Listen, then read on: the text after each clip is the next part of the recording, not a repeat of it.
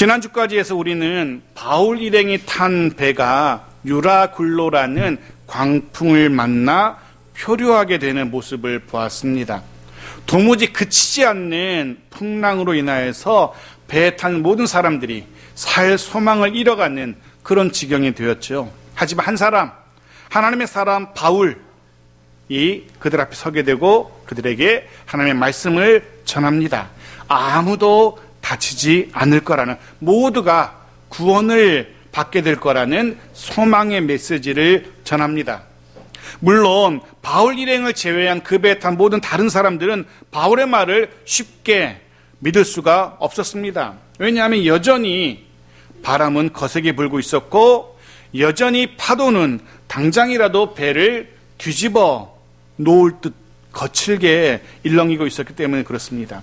결정적으로 그들에게는 바울과 같은 모든 상황을 넘어서게 하는, 모든 상황에서 하나님만 신뢰하는 그런 하나님을 향한 믿음이라는 것이 없었던 겁니다. 그래서 바울의 말을, 바울이 전하는 하나님의 말씀을 믿을 수가 없었습니다.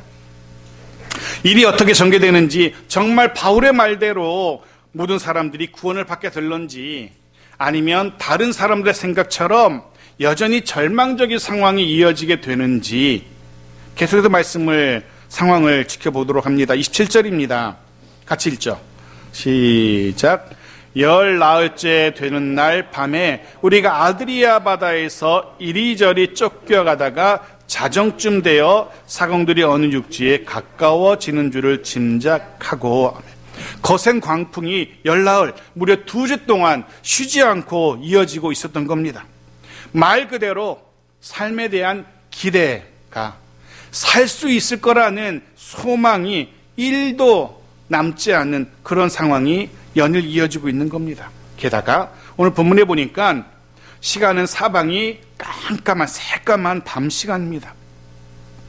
달빛도 별빛도 사라져버린 정말 칠흑처럼 어두운 그런 상황이 이어지고 있는 겁니다.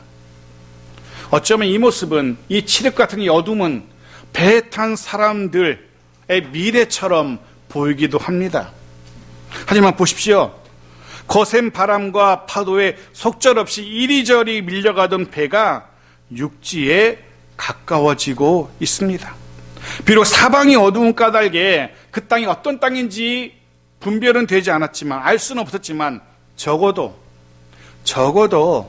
풍랑을 만나서 바다를 표류하던 자신들의 배가 이제는 육지로 향하고 있다는, 육지에 가까워지고 있다는 건 그들이 느끼게 된 겁니다.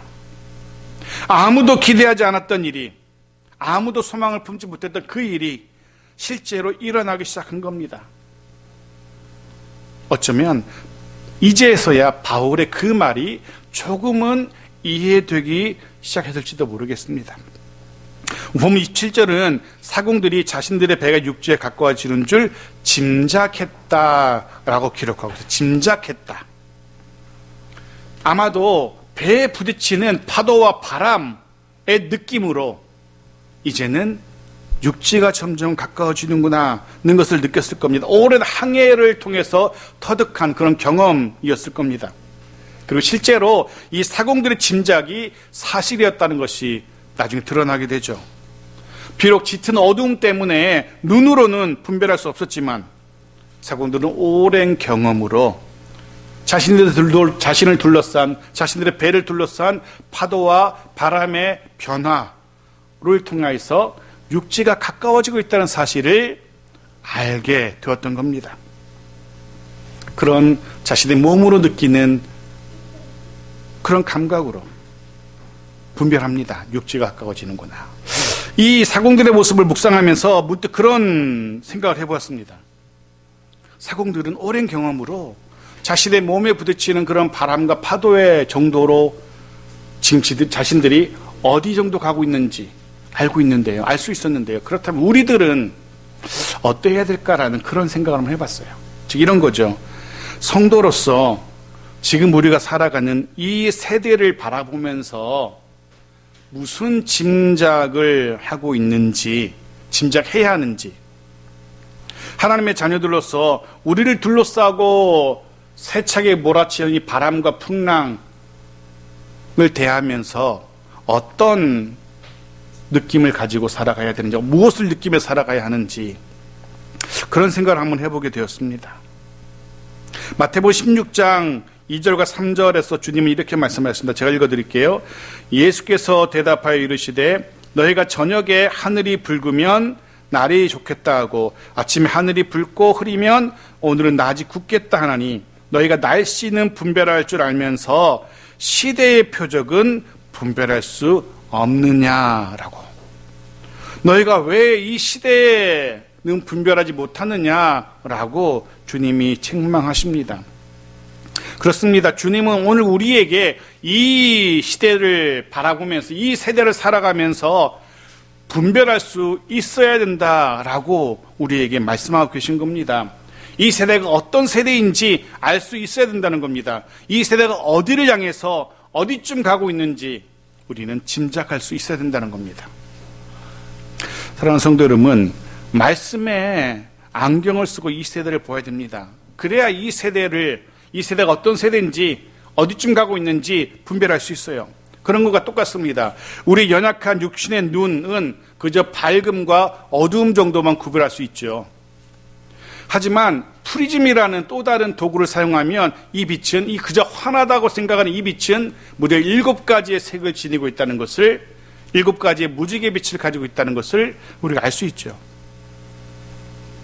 세상 사람들 모두가 바라보는 그 눈으로 세상을 보면서 살아가서는 이 세대를 제대로 올바로 볼 수 없다는 겁니다. 오직 말씀이라는 안경, 도구를 통해 세상을 볼 때에야 지금 이 세상이, 지금 이 세대가 어떤 세대인지 바로 보인다는 겁니다. 우리가 말씀을 가까이 해야 되는 이유가 여기 있어요. 계속 주님의 말씀을 들어보겠습니다. 마태복음 24장 6절과 7절 역시 제가 읽어드립니다. 난리와 난리 소문을 듣겠으나 너희는 삼가 두려워하지 말라. 이런 일이 있어야 하되 아직 끝은 아니니라. 민족이 민족을, 나라가 나라를 대적하여 일어나겠고 곳곳에 기근과 지진이 있으리니. 주님은 말세, 마지막 때를 말씀하시면서 이렇게 말씀하셨어요. 전 세계적인 난리의 소문들, 전 세계적인 기근과 지진의 이야기들, 전 세계적인 전염병의 소식들, 이런 소식들을 통해서 우리가 짐작하게 되는 것, 이 세상이 지금 주께서 이미 말씀하셨던 그 끝을 향해서 가고 있다는 것을 우리가 짐작하게 되었습니다. 사도 요한은 이 때를 마지막 때라고 기록하고 있기도 합니다. 마지막 때를 향해서 가고 있는 이 세대입니다. 사랑하는 성도 여러분, 난리의 소문들, 기근과 지진과 재난의 이야기들, 그것 때문에 놀라지 마십시오. 겁먹을 필요도 없습니다. 그저 이제 주님의 재림하신 날이 멀지 않았다는 사실을 기억하면 되는 겁니다. 우리가 지금 마지막 때를 살아가고 있구나는 것을 기억하면서 조금 더 근신하고 조금 더 깨어서 오히려 하루하루 믿음 안에서 그 믿음 지키며 살아가는, 자신을 결단하고 살아가는 우리이기를 주의 이름으로 축복합니다. 자, 오늘 말씀 다시 돌아와서 28절입니다. 28절 말씀 보십시오. 사도행전 27장 28절 같이 읽죠. 시작. 물을 재어보니 20길이 되고 조금 가다가 다시 재니 15길이라. 한 길은 대략 사람이 양팔을 벌렸을 때의 그 폭을 말합니다. 약 1.8m 정도로 생각하시면 된다고 합니다. 그래서 본문의 20길은 약 36m 정도입니다. 수심이 약 36m였어요. 그런데 조금 이따 다시 재보니까 15길, 이제는 27m 정도로 줄어든 겁니다. 즉 육지가 점점 가까워지고 있다는 분명한 증거였던 겁니다. 그전에는 느낌만 그랬었는데, 육지가 가까워오나 보다 느낌만 있었는데, 실제로 깊이를 재보니까 점점 수심이 얕아지고 있다는 겁니다. 점점 육지에 가까워지고 있다는 증거가 드러난 겁니다. 이 본문을 묵상하면서 잠깐 그런 기도를 드렸습니다. 하나님의 은혜의 때가 가까워지고 있다는 분명한 증거들이 나의 삶 속에, 우리 삶 속에 속히 드러나기를 기도하게 되었습니다. 비록 여전히 우리를 둘러싼 우리 주변에는 거센 비바람이 불어오고 있지만 우리에게, 우리 가정과 일터와 교회와 이 나라 이 민족 가운데 회복과 부흥의 때가 이제는 가까웠다는 분명하고도 선명한 증거가 우리 가운데 드러나기를 기도합니다. 이제는 하나님의 긍휼과 은혜의 때가 가까워졌다는, 그 가까웠음을 확신할 수 있는 그런 증거들이 저 여러분의 삶 속에 더 많아지기를 주의 이름으로 축복합니다. 29절입니다. 같이 보겠습니다.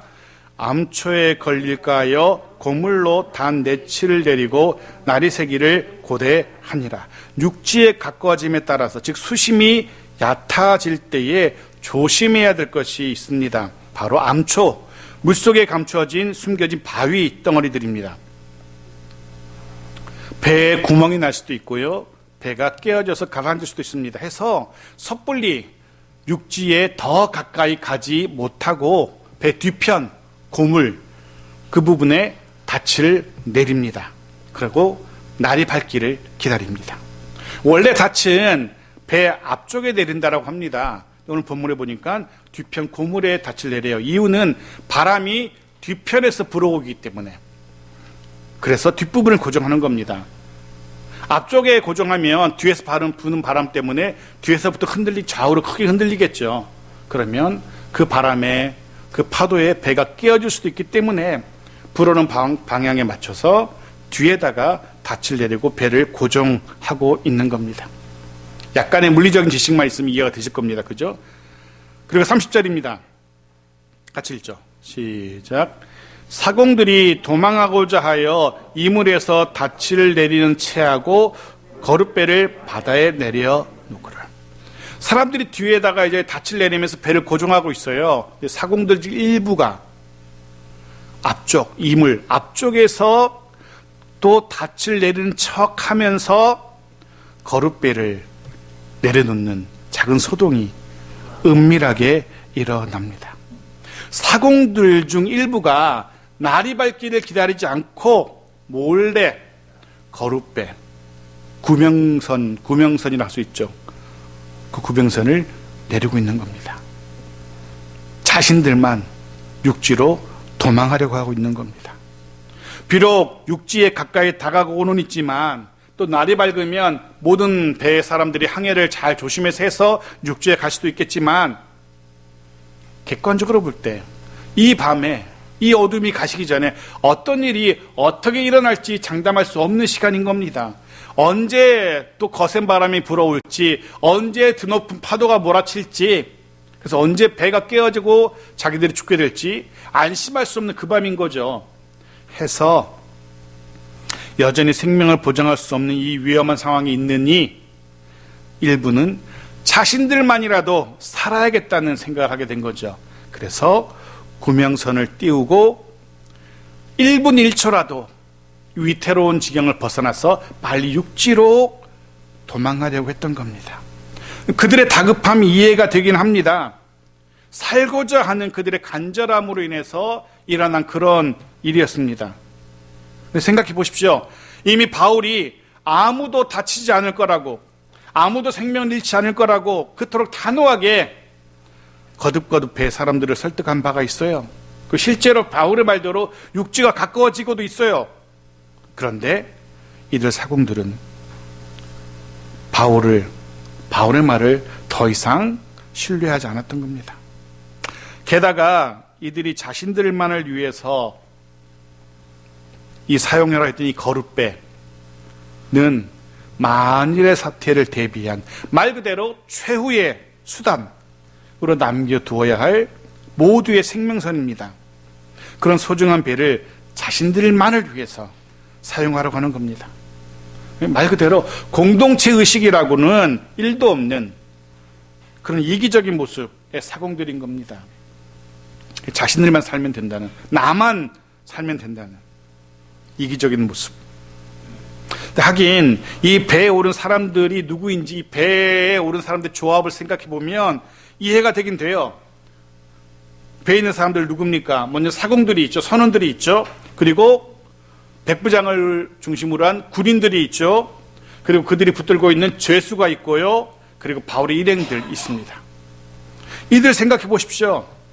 선원들, 군인들, 죄수들, 바울의 일행들. 공통점이라고는 1도 없는, 이전에 알고 있던 그런 친분이 있던 사람들인가 이런 거 전혀 없습니다. 전혀 모르는, 전혀 다른 부류의 사람들이 한 배에 모여 있는 겁니다.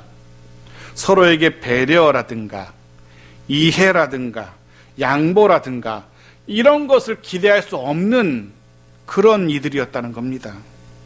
해서 사공들의 이런 이기적인 모습이 조금은 이해가 되긴 돼요. 어차피 모르는 사람이에요. 생판 처음 보는 사람들이에요. 그들이 죽건 말건 나만 살면 된다고 생각할 수 있어요. 그들은 그래요. 그렇다면 우리 공동체의 모습은 어떤지 한번 돌아보게 되었습니다. 우리의 공동체는 어떤지.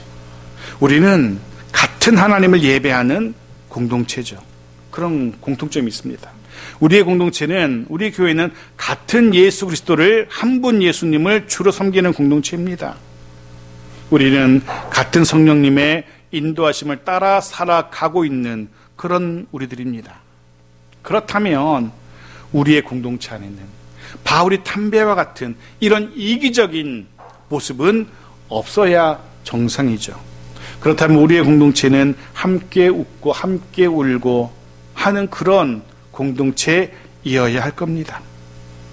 바라기는 우리 창생의 공동체는 한 뜻으로 한 마음으로 한 분 하나님을 예배하는 그런 공동체이길 소원합니다.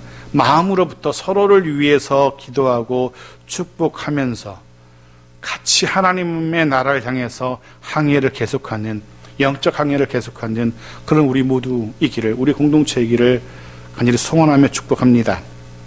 자, 31절입니다. 31절 계속 보죠. 같이 읽겠습니다. 바울이 백부장과 군인들에게 이르되 이 사람들이 배에 있지 아니하면 너희가 구원을 얻지 못하리라 하니, 바울이 자신들만 몰래 육지로 도망하는 사람들을 발견합니다.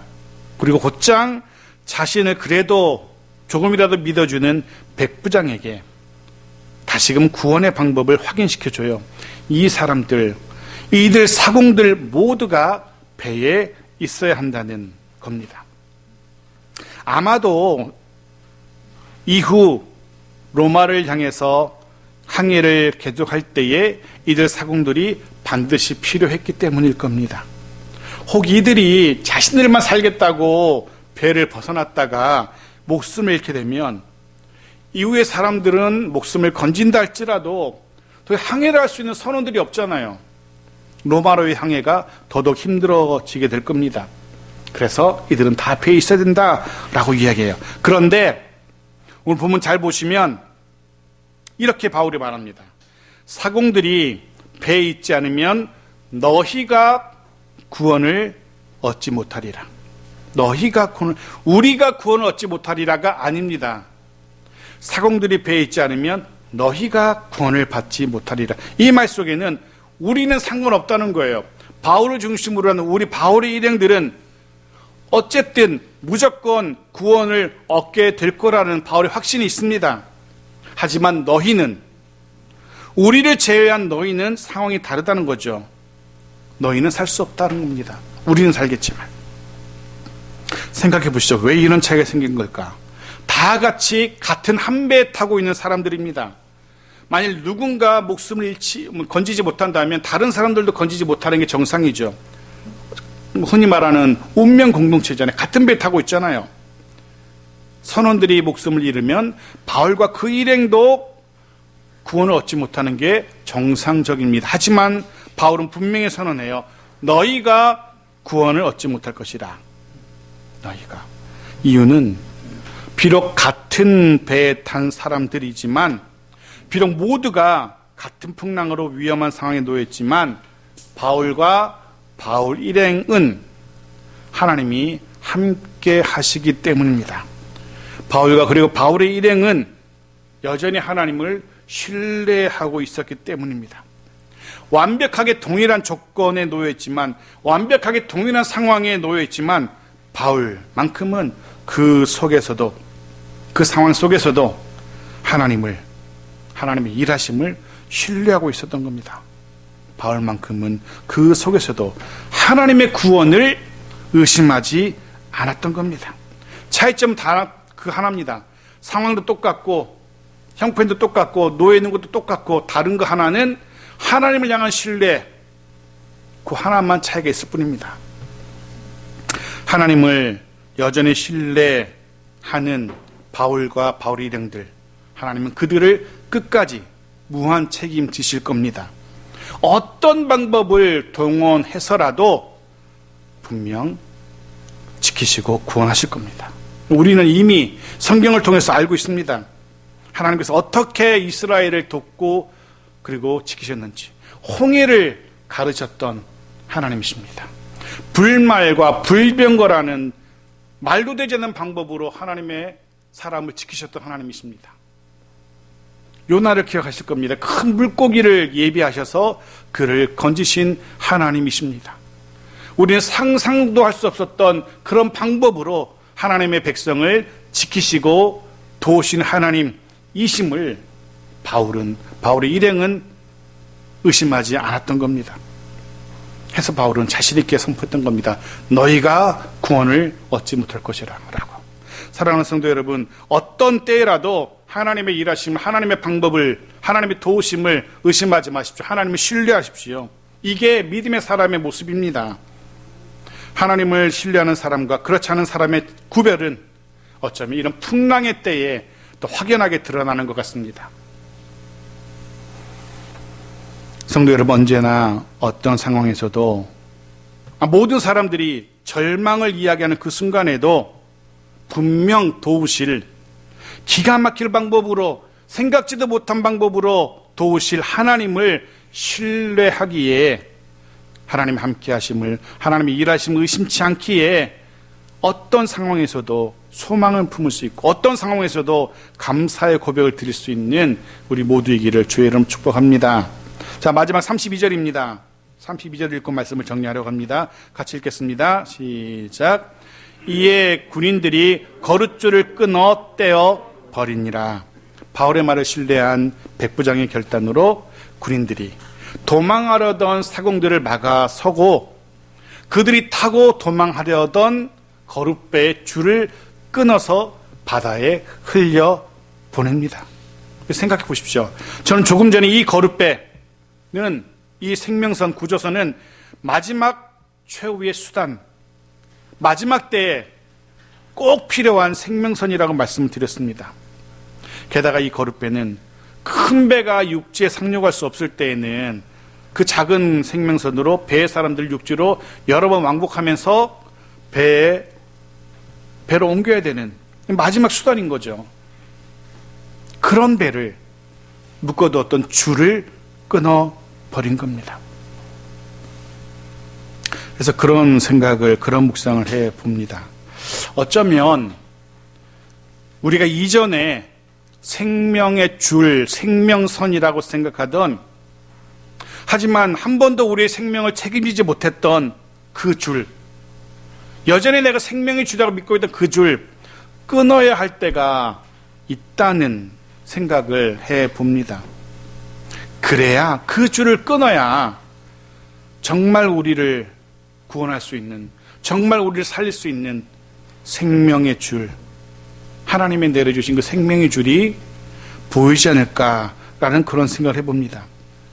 지금껏 나를 살게 했던 줄이라고, 생명줄이라 여기며 온 힘을 다해서 붙들고 있던 그 줄을 내려놓아야, 그 줄을 끊어버려야, 그 줄이 아니라 또 다른 생명의 줄, 하나님이 우리를 위해서 내려주신 또 다른 줄이, 진정한 생명의 줄이 바로 내 옆에 드리워져 있다는 사실을 비로소 깨닫게 될 겁니다.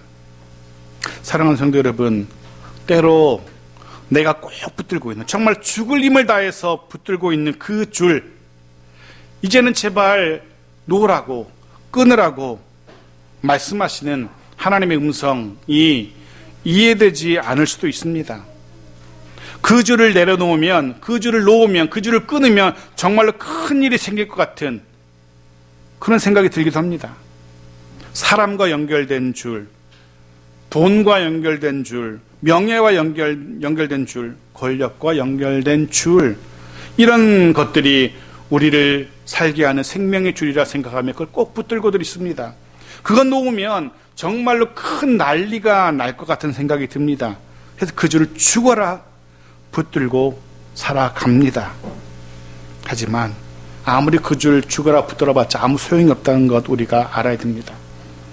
이제는 믿음으로 하나님이 끊으라 말씀하시는 그 줄을 끊어 보십시오. 그러면 미처 발견하지 못했던 또 다른 참된 하나님의 생명줄이 비로소 부기 시작할 겁니다. 세상에 내민, 세상과 연결된 내가 죽어라 붙들고 있던 그 줄과는 비교도 될 수 없는, 할 수 없는 분명하고도 확실한 든든한 생명의 줄을 발견하게 될 겁니다. 그 줄을 잡고 살아가는 우리 모두이어야 할 겁니다. 혹 여전히 그런 세상의 줄들 쥐고 놓지 못하시는 분들이 있다면 이 시간 이 말씀을 통하여 이제는 그 줄을 내려놓을 수 있는 그 결단이 있기를 원합니다. 혹 여전히 이 줄도 잡고 싶고 저 줄도 잡고 싶고 양손의 줄 하나씩 잡고 이러지도 저러지도 못하는 연약하고 어리석은 인생이 있다면 이제는 세상의 줄을 내려놓을 수 있고 포기할 수 있는 그런 우리이길 바랍니다. 이후로는 정말로 생명의 줄이신, 우리를 살게 하시는 생명줄이신 예수 그리스도만을 붙들는 우리이기를 소원합니다. 더불어서 한 가지 더, 우리에게 생명을 약속하는 듯한, 형통을, 평안을, 쉼을, 안식을 약속하는 듯한 세상의 거룩배들, 얼마나 많은지 모릅니다. 속지 마십시오. 그거 있으면, 그게 있어야만 안심이 되는, 그게 늘 내 곁에 있어야만 위험한 때에 내가 살 수 있을 거라는 그런 거룩배들 얼마나 많은지 모릅니다. 그것만 보면서 마음 흐뭇해하고 든든해하고 하는 것들, 그런 세상적인 거룩배들, 예를 들면 이런 거죠. 통장에 넉넉하게 채워진 잔고라는 거룩배, 내 주변에 언제든지 나를 도울 것 같은, 내가 위기 상황을 만나게 되면 순식간에 달려와서 나를 도울 것 같은 수많은 세상의 인맥, 사람들이라는 거룩배, 때로는 아침 저녁으로 복용하는 수많은 영양제, 비타민 같은 그런 거룩배들, 이런 거룩배들이 많으면 많을수록 안전할 거라고 생각합니다. 이런 거룩배가 많으면 많을수록 내 생명이 더 건강할 거라고 생각합니다. 물론 그런 것들이 필요 없다는 게 아닙니다. 저 역시 제 통장에 잔고가 넉넉하면 좋겠습니다. 저 역시 제 주변에 저를 도울 사람들이 많으면 좋겠습니다. 저 역시 아침 저녁으로 영양제를 챙겨 먹습니다. 필요합니다. 심지어는 지난 금요일 날 오른쪽 눈에 백내장이 생겼다면서 또 다른 약을 챙겨주더라고요. 약이 또 하나 늘었어요. 수술해야 됩니까? 그러니까 아주 초기이기 때문에 그 늦추는 약만 복용하시면 된다고, 쓰면 된다라고 가라 그러더라고요. 약이 또 하나 늘었어요. 그게 필요 없다는 게 아닙니다. 필요합니다. 하지만 착각해서는 안 됩니다. 결코 그것들은 우리의 생명을 단 1분도 연장할 수 없다는 겁니다. 결코 그것들은 우리에게 참된 평안과 쉼을 줄 수 없다는 겁니다. 제가 드리고 싶은 말씀은 이겁니다. 그것들을 의지하고 그것들에 매달리는 그런 마음을 이제는 끊어야 한다는 겁니다. 그것 없으면 살 수 없을 것 같은 그런 마음들을 이제는 내려놓아야 한다는 겁니다. 하나님보다 그것들을 더 신뢰하는 그 마음을 이제는 끊어야 한다는 겁니다. 왜냐하면 우리에게 생명줄은 한 분 예수 그리스도뿐이시기 때문에, 예수 그리스도만이 우리의 유일한 우리의 구조선, 거룩배, 생명선이심을 잊지 마시기를 간절히 소원합니다. 주님만이 우리에게 참된 승리를, 형통을 줄 수 있다는 사실, 주님만이 우리에게 참된 평안과 쉼을 주실 수 있다는 사실 꼭 기억하십시오. 그리고 이후로 생명의 주리신 예수 그리스도만을 붙들고 살아가는 우리 모두에게를 축복합니다. 이후로 가장 안전한 생명선이신, 구조선이신 예수 그리스도를 의지하고 거센 비바람이 여전히 몰아치는 이 힘겨운 인생 항해를 평안하게 계속할 수 있는, 주님과 함께 이 항해를 계속할 수 있는 우리 모두의 하루하루이기를, 특별히 2021년도에 12월을 살아가는 우리의 모습이기를 주의 이름으로 축복합니다. 아멘.